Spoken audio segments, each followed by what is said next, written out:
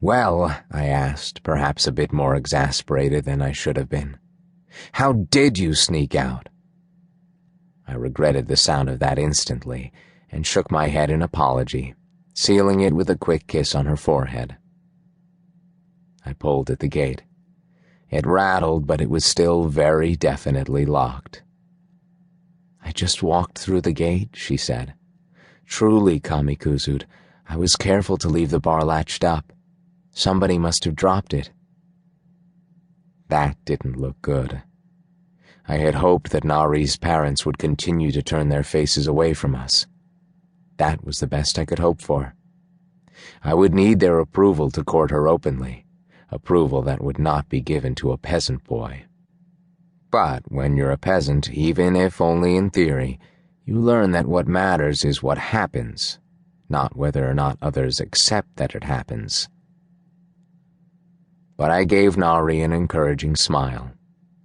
"Walls wouldn't keep me from you. They won't keep me from walking you all the way home." You don't always need to see what you're doing. I fixed the location of the bramble bush in my mind as I backed off, then ran at the wall.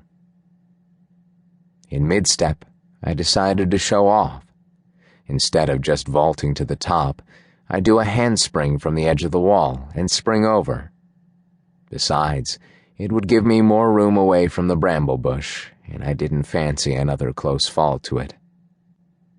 I ran, and I leaped and sprang, catching the edge of the fence with my fingertips, but pulling my knees in toward my chest in a tuck as I straightened my arms, and sprang off the top of the fence, pulling myself over in a pike position as I looked for the landing spot I'd used before. I landed with a clatter and fell over, hard.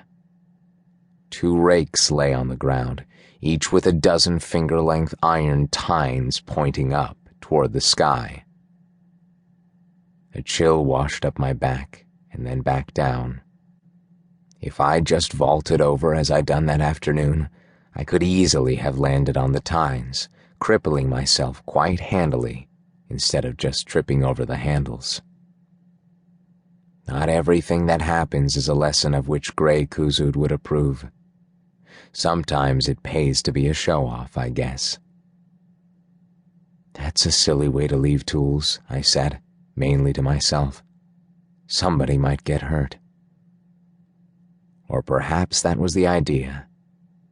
No, that didn't make any sense.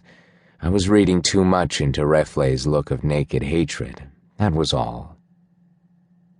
Even assuming it was him, how would he know where to leave the rakes? That was easy. I had marked the spot with my earlier landing, and that was just where the rakes were. I would have to be more careful. I would have to be very careful. "Khazud, are you hurt?" Nari's whisper was far too loud. My darling wasn't all that good at sneaking around. Not enough practice, I supposed. At first irritated, then thankful. I didn't want her getting a lot of practice sneaking around. I unhooked the gate and let her in. "Your gardener is clumsy," I said, collecting a quick kiss.